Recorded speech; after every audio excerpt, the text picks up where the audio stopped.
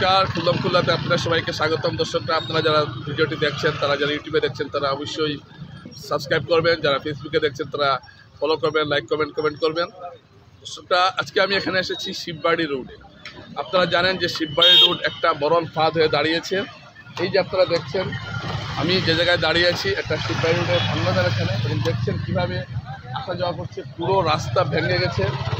নদী আপনারা দেখছেন, নদী এসে লেগে গেছে। নদী আটকানোর জন্য কিছু জিও ব্যাগ খোলা হয়েছে। জিও ব্যাগ মানে এই ব্যাগগুলোর ভেতরে ঢুকানো হয়েছে বালু, ঢুকিয়ে এটাকে আটকে রাখার চেষ্টা করা হচ্ছে। আজকে মন্ত্রী পীযূষ হাজারিকা এখানে এসেছেন এবং মন্ত্রী পীযূষ হাজারিকা বলেছেন যে 2-3 দিনের মধ্যেই কাজকর্ম শুরু হয়ে যাবে।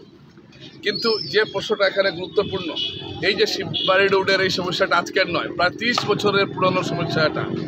অনেক সরকার, এর মধ্যে প্রায় রাজ্য এবং কেন্দ্রীয় মিলিয়ে প্রায় 8টা সরকার পরিবর্তন হয়েছে, কিন্তু এই শিববাড়ি যে জায়গায় রয়েছে সেই জায়গায় রয়েছে। বর্ষার সময় এলে ধুলো এখানকার লোক থাকতে পারেন না, এবং মাফ করবেন, শীতের সময় ধুলো ঝড়ে মানুষ থাকতে পারেন না। আর বর্ষার সময় এই ভয়ঙ্কর একটা অবস্থা হয়েছে। এখানে যে কোনো মানুষের যে কোনো সময় মৃত্যু ঘটতে পারে, এমন একটা অসহায় অবস্থার মধ্যে একটা কোনো সভ্য সমাজে এ ধরনের রাস্তা, একটা শহরের বুকে এ ধরনের বিভীষিকাময় রাস্তা আছে কিনা অনেক সন্দেহ রয়েছে। এখানকার মানুষ কিভাবে বাস করছেন সেটা আপনাদের সামনে আমি পরে তুলে ধরবো। আপনারা জেনে রাখবেন, এখানে শুধু ধুলার ঝড়ে 25 জন মানুষের মৃত্যু হয়েছে গত 5 বছরে। অমানবিক একটা ঘটনা ঘটে যাচ্ছে তারাপুর শিববাড়ি রোড এলাকায়। আর এই জায়গাটা গোটা বরাক উপত্যকার জন্য একটা গুরুত্বপূর্ণ জায়গা, কারণ কারাইন থেকে যতগুলো গাড়ি আসে এই রাস্তা দিয়ে আসে, এবং এই এখানে আর্মি ক্যান্টনমেন্ট কিছুটা দূরে এখান থেকে।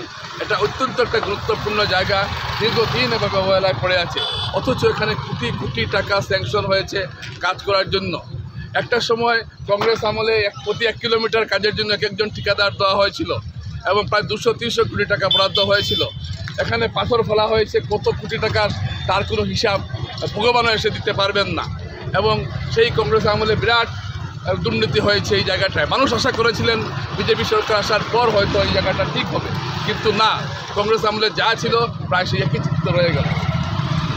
বলা হচ্ছে যেখানে এলিভেটেড পথ করা হবে, মানে এই জায়গা থেকে শুরু করে একটা পুরো এইদিকে নিয়ে এই ভাঙ্গার জায়গার উপর দিয়ে একটা ওভারব্রিজের মতো করা হবে, এটা বলা হচ্ছে। এটা কবে বলা হয়েছে? এটা বলা হয়েছিল 2021 সালের 2022 সালের বাজেটে এই কথা বলা হয়েছিল। আজ 1 বছর উপরে হয়ে গেল, কিন্তু এখন পর্যন্ত এই এলিভেটেড পথের আর কেউ দর্শন পেলেন না। বারে শোনা যায় এলিভেটেড পথ হচ্ছে, এলিভেটেড পথ হচ্ছে। এলিভেটেড মানে উপর দিয়ে রাস্তা। এলিভেটেডের যদি বাংলা করেন সেটার অর্থ হলো উপর দিয়ে রাস্তা। সেই উপর দিয়ে রাস্তা ওভারব্রিজ কবে হবে তারও কোনো জরিপ টরিপ হয়েছে কিনা এটা কেউ জানেন না। শুধু বড় বড় কথা, আর মানুষ অসহায় হয়ে বসে আছে। আজকে যে এই যে অবস্থাটা আপনারা দেখছেন, এতটা জায়গা জুড়ে আরও আছে এইদিকে। এটা জানি যে নদীর ভাঙ্গন কেউ আটকাতে পারে না, এটা খুব জানা কথা। নদী যেদিকে, নদী সবসময় তার গতি পরিবর্তন করতে পারে। নদী যখন ভাঙ্গন ধরে, কোনো সভ্যতা, কোনো টেকনোলজি নেই যে নদীর ভাঙ্গনকে আটকাতে পারে, এটা আমরা জানি। কিন্তু ভাঙ্গন আটকানোর নামে প্রতি বছর কোটি কোটি টাকা আত্মসাৎ করা, এটা কী ধরনের কথা?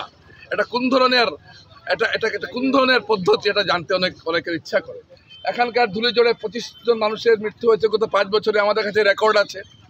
ধুলার সময় এখানে, শীতের সময় মানুষ আসা যাওয়া করতে পারেন না। এখানকার প্রতিটি আবাসিকের বাড়িতে হাঁফানি রুগী আছেন, শ্বাসকষ্ট হচ্ছে প্রত্যেকটি মানুষের। আপনারা প্রতিটি বাড়িতে গিয়ে জিজ্ঞেস করে আসুন, প্রত্যেক বাড়িতে আপনারা একজন না একজন শ্বাসকষ্টের রুগী পাবেন।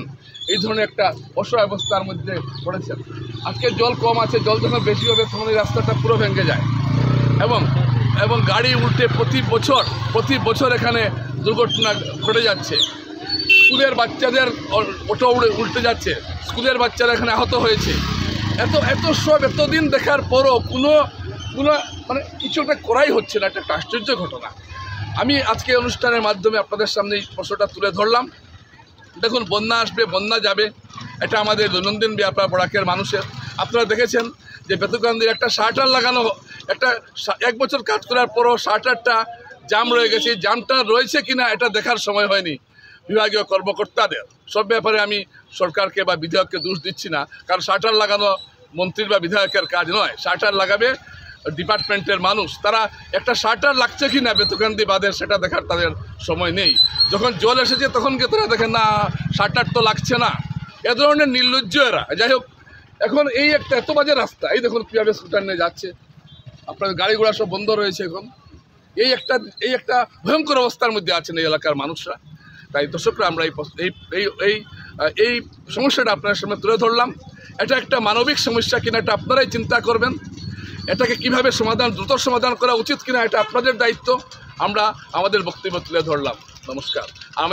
একই সঙ্গে আমি ধন্যবাদ জানাচ্ছি আমার সহযোগী রাজু, দেখে অত্যন্ত পরিশ্রম করছে, এই বন্যার সময় বিভিন্ন জায়গায় ভিডিও করছে, প্রচার করছে, আমাকে এই ব্যাপারে সহযোগিতা করছে, তাকে আমি ধন্যবাদ। আপনাদের সবাইকে ধন্যবাদ জানিয়ে এই প্রশ্নটা আপনাদের সামনে তুলে দিলাম।